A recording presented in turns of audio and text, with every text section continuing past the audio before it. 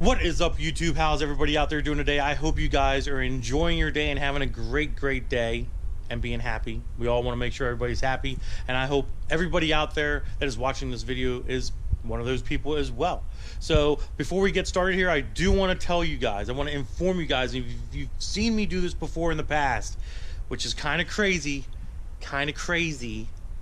but yes, this video is proudly being sponsored by Dollar Shave Club. Yeah, you heard me say it right, guys. Dollar Shave Club, and I have a beard, and they're sponsoring me. Isn't that freaking crazy? Isn't that just stupidly nuts? Now I have to tell you guys, obviously, since Dollar Shave Club has been one of my longest sponsors on the channel, I'm extremely happy to be able to use their products and purchase their products off their website. They do ship directly to your door. The more you buy, the more you will save, and their stuff is dirt cheap. It's pretty freaking awesome. I'm gonna have a promo code in the description below and right here as well for you guys to go ahead and use to purchase whatever you need off of their site. And they have more than meets the eye, to be honest. They have all kinds of grooming products as well as cologne. Yes, they have cologne as well. I've actually bought some of their cologne off of their website. Very happy with it. Grooming products, cologne. They also have toothpaste and toothbrushes. Yes, it's crazy. Toothpaste and toothbrushes, as well as their executive handled razor and razors as well. We're going to show you some of these products. Unfortunately, they've invaded the Ghost. They got in the Ghost somehow, and now we gotta look at all this stuff. Like, I don't know what I'm going to do. Maybe it wants me to shave some time off of the Ghost's ET, and that's why it's on the Ghost. I don't know. So basically, the first thing we have here, guys, is their awesome razor. Probably one of the nicest features of this thing is it's strong. It's made tough. It's made sturdy. It works very well. We have our nice executive razors here as well. Look at that. Have a nice cut of beef, not a nice cut of face. Change blade each week. Lasts a whole week. One blade lasts one entire week, which is freaking awesome. Got their awesome toothbrush. I actually use the toothbrush that they have. It's freaking amazing. Comes with a little cup here. You can store it, take it, travel. We also have their toothpaste. They have their own little toothpaste, which is pretty cool to use with their toothbrush. I cannot complain. I've used it. It works phenomenal. Up here on our strut tower, we have some hair and scalp shampoo, some body cleanser, very hydrating stuff there. And then over here we have our daily face wash, guys. So we have a daily face cleanser, which works very well. Now, I will be honest, I have not used this, mainly because I have a beard on my face. So it is kind of hard to put cleanser in my beard. Maybe they have a beard cleanser. I don't know. And then over here by our brake master cylinder, we have beautiful prep scrub to use on your face as well.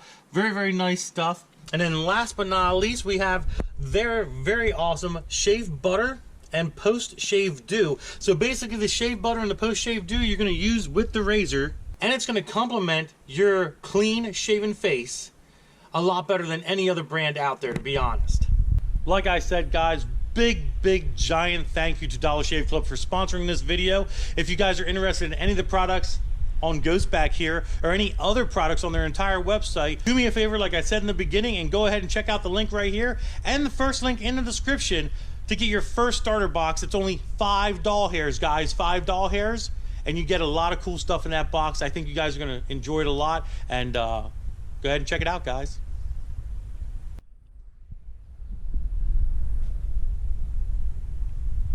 Dollar Shave Club, you're never gonna make me shave this off. This is mine forever. It's never going anywhere. All right, guys, a little background first before we get this video started. Obviously, we need to talk about what I was doing down the track and why I was down the track and what my purposes were down at Cecil County Dragway, guys. So my purposes weren't to go down there and go and run full 1-bore, 150, 140 quarter-mile track times. That was not the purpose of this track trip. This track trip was a purpose of figuring out the car, basically trying to get this car to launch properly. And as you guys known from past videos, the car's been giving me problems coming out of the hole, not launching great, having a real shitty 60-foot, really shitty 8th mile time, and it's been bothering me a lot. So I've got a few suggestions from a few people, John Dock being one of them, and a couple other buddies that are professional drag racers, people that actually drag race fast cars. And one of the things they told me, and I'm going to show you guys right now, is if we look underneath the car here, was to adjust my lower control arms down to this last notch. I don't know if you guys can see the lower control arm down there. They're really old BMR ones, which I want to thank BMR for the sponsorship on the sway bar. It's really helping me out drag racing as well. But basically, it was at the second hole from the bottom notch. It's been there for years. It's always been good to me. But I guess for this new setup, it just is not working, doesn't like it. So I put it down to the bottom notch. That was the only change I made. I did not adjust pinion angle. I did not adjust the torque on location. I did not adjust anything else other than that. And I kept my two-step at 6,500 RPM until the very last run, which you'll see here in the video, which I'm going to have to move it back up again. It went down to 6,300. But I'm going to move it back up to 65 because it does seem to like 6,500 RPM two-stepping a lot better at the track. But that was the only difference that I made to this entire car before going down to Cecil County Dragway.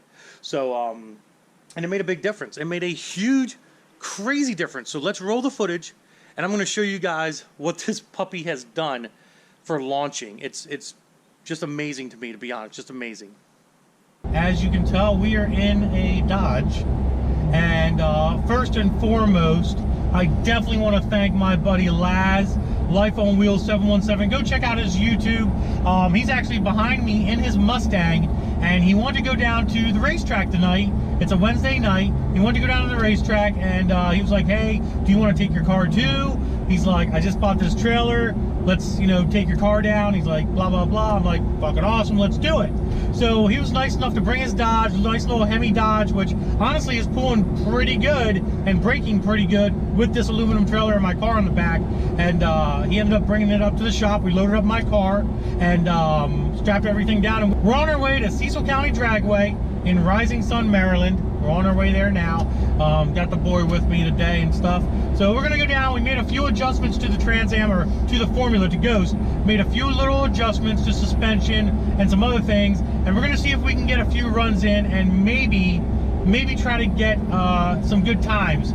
I'm not promising you guys anything. I'm hoping I'll get some good times, but it's a learning thing. And the more I can get down to the track, the better off I'm going to be learning how to race this car again and handle the power and be able to launch out of the hole.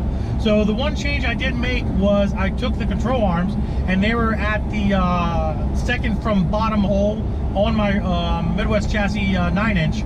So I moved them down to the bottom hole, the very bottom hole, left everything else alone. I'm hoping this will give the car a little bit more bite out of the hole when I launch it at a higher RPM. So we'll see what happens when we get down there.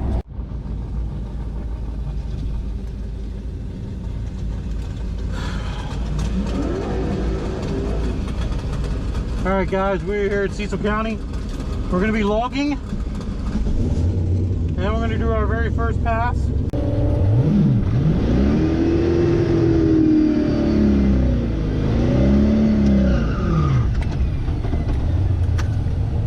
Glass is over there, doesn't know what the hell's going on.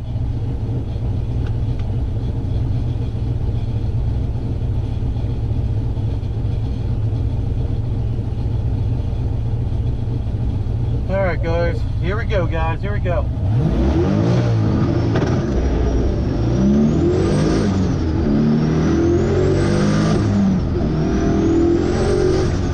Woo!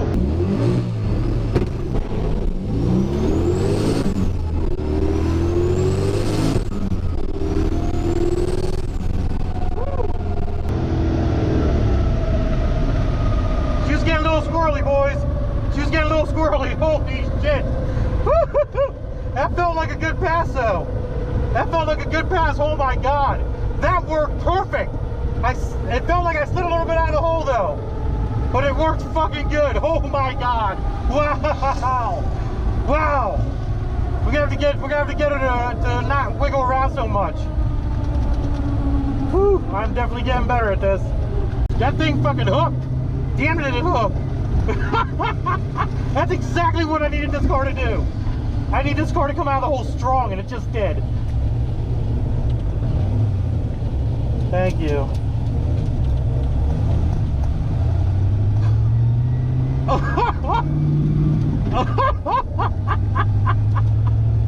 That's what we needed, boys. That's what we fucking needed. We just did a 159 fucking 60 foot. A 159 60 foot, boys. It did a 12.2 at 77 miles an hour, but I let out 7.1 at 99 miles an hour, 8 mile per hour in time. Fuck yeah, that's what I'm talking about. This car's gonna run. This car's gonna run tonight, boys. Oh yeah, definitely gonna run. Definitely. Oh yeah, do the math. Do the freaking math. This thing came out of the hole so fucking good. 1.5 60 foot, that's freaking crazy. Freaking crazy. It's been years since I did a 159 60 foot. I should have stayed in it. I should have stayed in it. It would have been like 11.5. It would have been a shitty run, but I don't care. I don't care. Let's get back, look at the scanner. All right, boys and girls. We're gonna do another pass. We're gonna see how she launches, raise the pressure up just a hair. So we're gonna see if she makes a little bit better of a pass or something changes. Second pass. Aired up the tires to 15 PSI from 12, 13. We're gonna see if we can get the shaking to stop a little bit and see if we can hook up a little bit better. Love the tap. Thank you, appreciate it, man, thank you. Always love meeting fans.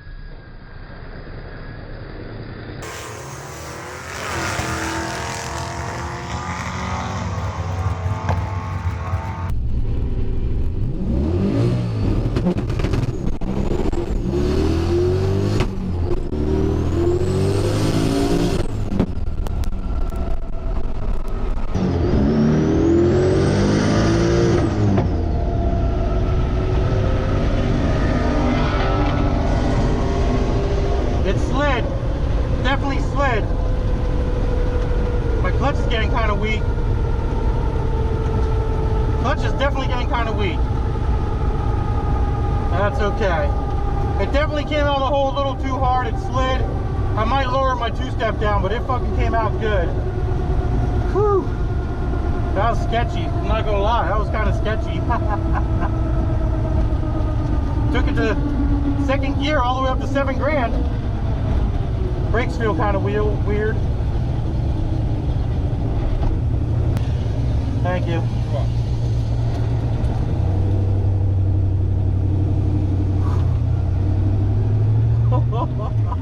Alright, so my 60 foot is better. My 60 foot on that pass was a 1.555. I should have went for third gear. Should have went for third gear, but I didn't. Shoot. My mistake. Next pass. Definitely next pass. I think I need to carry first gear out a little bit longer too. It didn't feel like I carried it out all the way. Go back, look at the scanner, see what the scanner says.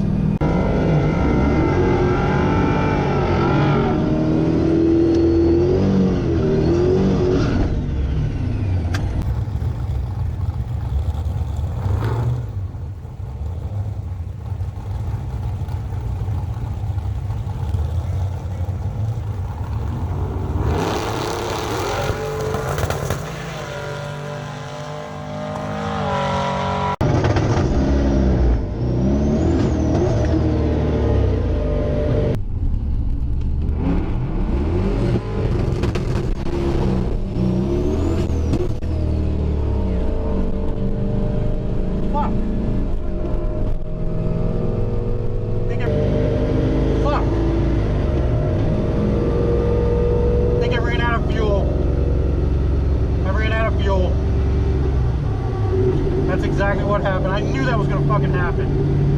Shit. Fuck. God dang it.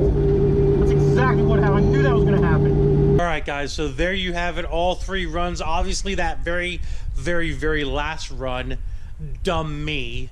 I was low on the fuel tank, and basically what happened was when I launched, my fuel was low in the tank, so when I launched, the fuel went to the back of the tank, starved the dual fuel pumps in the back. And I know a lot of you guys might say, well, Andy, there's a bucket back there for a reason. That bucket, since I had to put two 450 fuel pumps in this sucker, is all cut up. So there is no more bucket in there, technically speaking. So when the fuel goes to the back of the tank, it will starve the fuel pumps. And that's the first time it's ever really happened to me. And I was thinking about it before I did that last pass. I was like, maybe I should put 1 or 2 more gallons of E85 in, but I just was too much of a hurry to try to get to the staging lanes and get another pass in. I kind of felt like I was okay, but the minute the car fell on its nose halfway through first gear, I knew exactly what happened, and I was extremely disappointed because, to be honest with you guys, that last pass I was going to go full quarter. I was going to rip the whole way down the track if it was going to launch good, and it felt like it did launch good until obviously I starved the fuel pumps of fuel. My mistake. My dumb mistake. But we're going to take a quick look at the 3 time slips that I have. Don't pay attention to the quarter to the 1/8 mile times. Like I said before, we were literally just working on specifically launching the car, getting the car to launch properly, and 60 foots. So here's our first pass. 121 is my car number. The Mustang I raced against on the second one here with that 283 reaction time, I really would like to know who he was and how fast he went, because I treat the shit out of that guy, which was pretty awesome. I usually don't care about reaction time. That's more bracket racing stuff. But here, as you can see, our first time slip, that 1:5.97 60 foot. And then the second one was a 1:5.5 60 foot.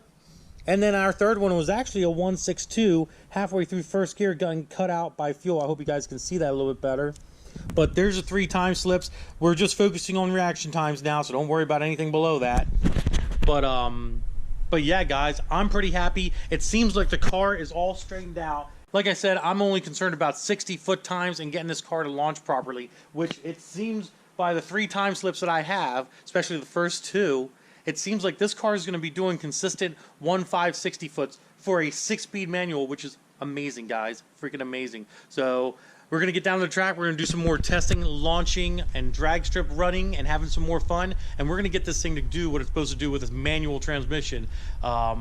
Maybe I won't go automatic. Maybe I'll just stick with the 6-speed. Comment below. What do you guys think? If I'm doing a good job, is everything working out fine with this thing with the 6-speed or not? Other than that, guys, I'm going to get out of here. Hope you enjoyed the video. If you did, give it a big thumbs up. Don't forget to subscribe. Instagram, Diablo Formula Racing. Facebook is also Diablo Formula Racing. Deuces, guys.